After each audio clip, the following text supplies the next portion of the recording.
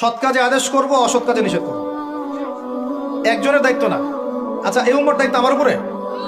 এই উম্মতের দায়িত্ব আব্দুল মালিক সাহেবের উপরে? এই উম্মতের দায়িত্ব কি আল্লামা তৌফিক ইসমাইলি সাহেবের উপরে? কার উপর দায়িত্ব বলেন তো? সবার দায়িত্ব আছে না? সবাই মিলে এই যে আমর বিল মারুফ এবং নাহি আনিল মুনকারের কাজ করবেন ইনশাআল্লাহ। আল্লাহর রাস্তায় সময় দিবেন, দাওয়াতের মেহনত করবেন, তাবলীগের মেহনত করবেন ইনশাআল্লাহ। আল্লাহ কবুল করুন, আমিন। আর 10 নম্বর হচ্ছে আমরা উম্মতের মধ্যে কোনো বিভক্তি সৃষ্টি করব না। উম্মতের মধ্যে কোনো বিভক্তি সৃষ্টি করব না। এমনিতেই 73 দলে নয়, 73,000 দলে আমরা বিভক্ত হয়ে গেছি। আর ভাই আল্লাহর রাস্তায় বাড়াইতে যায় না, ইস্যু পাগল হবেন না, মূল জায়গায় থাকবেন। উলামায়ে কেরামের সোহবতে থাকবেন, উলামায়ে কেরামের সাথে সম্পর্ক থাকবে। কমপক্ষে একজন ওস্তাদ আলেম শাইখকে ধরে থাকবেন, অন্তত একজন। আর যদি অনেক থাকে তাহলে আলহামদুলিল্লাহ। উম্মার মধ্যে বিভক্তি সৃষ্টি করবেন না, ফাটল বাড়াবেন না।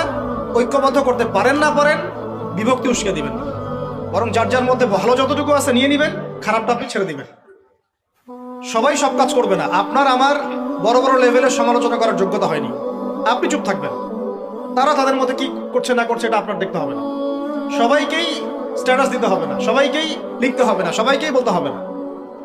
যারা বিজ্ঞ বরেণ্য এই বিষয়ে যাদের জ্ঞান আছে তারা বুঝবে উম্মার জন্য কিভাবে আগাতে হবে। আল্লাহ পাক আমাদের সবাইকে এইরকম জামাআ করে দিন, এরকম ইমারা দান করেন, আমিরুল মুমিনিন দান করেন।